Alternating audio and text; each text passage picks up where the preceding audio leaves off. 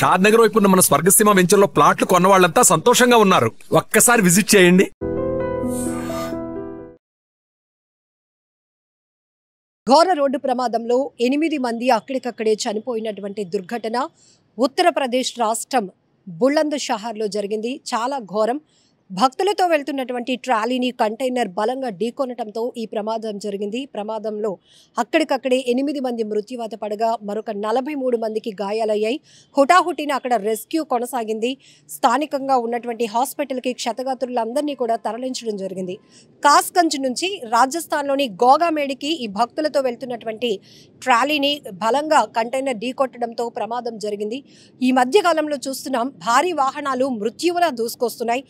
అతివేగం, fitness లేకపోవటం, నిర్లక్ష్యపు driving, మధ్యమత్తులో వాహనాలు నడుపుతూ ఉండటం ప్రధానమైన కారణాలుగా తెలుస్తోంది. మనకి సీసీటీవీ ఫుటేజ్లో రికార్డ్ అవుతున్న దృశ్యాలు కూడా అనేక ప్రమాదాలకు సంబంధించినటువంటి విజువల్స్ సోషల్ మీడియాలో చాలా వైరల్ అవుతున్నాయి. కొన్ని ఘటనలు చూస్తుంటే అయ్యో కొంచెం వేగం తగ్గించుకుంటే కనుక ప్రమాదం జరుగుండేది కాదు, లేకపోతే మద్యం సేవించి నడుపుండకపోతే ప్రమాదం జరుగుండేది కాదు, అయ్యో అసలు సంబంధమే లేనటువంటి వాహనాలని ఢీకొంటూ ప్రమాదాలకు కారణమవుతున్నటువంటి పరిస్థితులు కూడా చూస్తూ ఉన్నాం. రోడ్డు ప్రమాదాలు అనేటప్పటికీ ఈ మధ్య జరుగుతున్న వాటిలో హై స్పీడ్ అనేది ఒక ప్యాషన్గా మారిపోయింది ప్రతి ఒక్కరికి.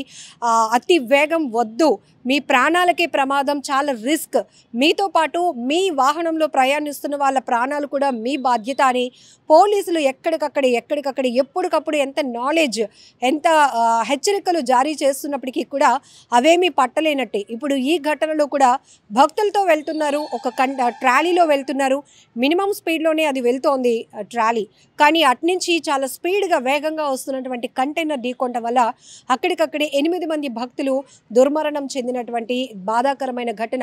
ఒక్కసారిగా వాళ్ళు గోగామేడికి వెళ్ళాలి అనుకున్నారు, కానీ ఈ మార్గ మధ్యలో జరిగినటువంటి ఈ రోడ్డు ప్రమాదం వల్ల ఒక్కసారి అందరూ షాక్లోనికి వెళ్ళిపోయారు.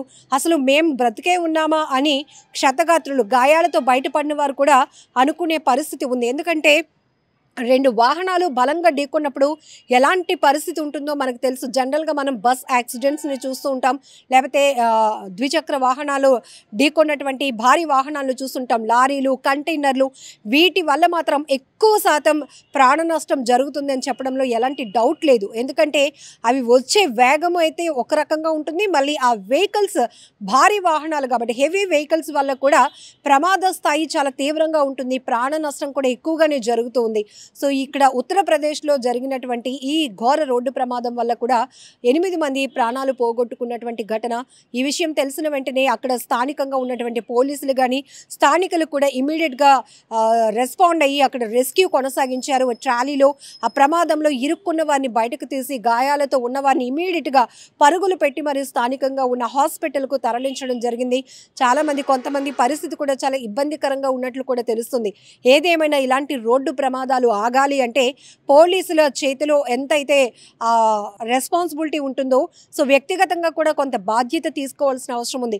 సో ఇంటి నుంచి బయటకు వెళ్ళినప్పుడు మళ్ళీ మనం అంతే సేఫ్గా రావాల్సినటువంటి బాధ్యత ఉంది. ఎందుకంటే ప్రతి ఒక్కరి పైన వాళ్ళ కుటుంబ బాధ్యతలు ఉంటాయి. మనకేదైనా జరిగితే ఫ్యామిలీ ఏమైపోతుందని ఒక ఆలోచన ఉంటే ముందు స్పీడ్ తగ్గిపోతూ ఉంటుంది. లేకపోతే ఒకవేళ నిర్లక్ష్యంగా డ్రైవింగ్ చేయడం కావచ్చు, లేకపోతే ఈ వెహికల్ మంది కాదు కదా రెంట్కు నడుపుతున్నామని ఆలోచన కావచ్చు, ఇలాంటివన్నీ కూడా పోతూ ఉంటాయి. సో మరీ ముఖ్యంగా డ్రైవర్ అన్న అని ఎందుకు పిలుస్తామంటే చాలా రెస్పాన్సిబిలిటీ, చాలా బాధ్యత కలిగినటువంటి వృత్తి అది. సో కొన్ని జాబ్స్ వాళ్ళకు సంబంధించే ఉంటాయి, కానీ ఈ డ్రైవింగ్ జాబ్ అనేది వాళ్ళపై చాలామంది ప్రాణాలు ఆధారపడి ఉంటాయి కాబట్టి చాలా వరకు డ్రైవర్లు జాగ్రత్తగా ఉండాల్సినటువంటి పరిస్థితి ఉంది. సో వ్యక్తిగత వాహనాలు నడిపే వాళ్ళు కూడా అతి వేగం, థ్రిల్గా ఉంటుంది స్పీడ్ అనేది, కానీ అది మనల్ని కిల్ చేస్తుంది అనే విషయం ఎప్పుడూ మైండ్లో రొటేట్ అవుతూనే ఉండాలి. మన బాధ్యతలు, స్టీరింగ్ పట్టుకున్నప్పుడు కూడా వెనకాతల ప్రయాణిస్తున్న వాళ్ళ బాధ్యతలు ఉండాలి. మీకేదైనా జరిగితే మీ ఫ్యామిలీ ఏమైపోతుందని ఒక ఆలోచన కూడా ఉన్నప్పుడు ఈ రోడ్డు ప్రమాదాలు మనం ఎక్కువగా కంట్రోల్ చేయగలుగుతాం. ఇంకొక వైపు ట్రావెల్ ఏజెన్సీకి సంబంధించినటువంటి వాహనాల్లో ఫిట్నెస్ లేకపోవడం, ట్రాఫిక్ నియమాలు పాటించకపోవటం, కొన్ని ఘటనలు మరీ దారుణం.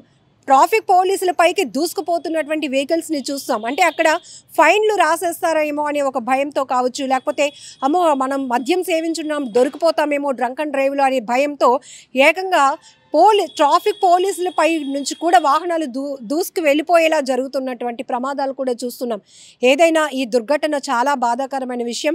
ఇప్పటికే హాస్పిటల్లో ఉన్న క్షతగాత్రులు కోలుకోవాలని మనం కూడా కోరుకుందాం. And don't forget to subscribe to iDream. And for more videos, please subscribe to iDream. Please subscribe to iDream. Please subscribe iDream. And please subscribe to iDream. For more videos, subscribe to iDream. please like, share and subscribe to the channel. Congratulations, iDream. Subscribe to iDream. Subscribe to iDream. So subscribe to iDream Media. iDream ki iDream team andarki huge congratulations. Please subscribe iDream Media. Please subscribe to iDream. Subscribe iDream. Please subscribe to iDream. iDream అంటే నా కళల channel subscribe చేసుకున్నారు, నోరు తిరుగుతలేదు. మీరైతే గంట గుర్తు కొట్టండి. For more such videos, please subscribe to iDream. Subscribe to iDream. Please subscribe to iDream. Please subscribe iDream Media. Please do subscribe to iDream. Please subscribe to iDream Media. For best entertainment and information, please subscribe iDream.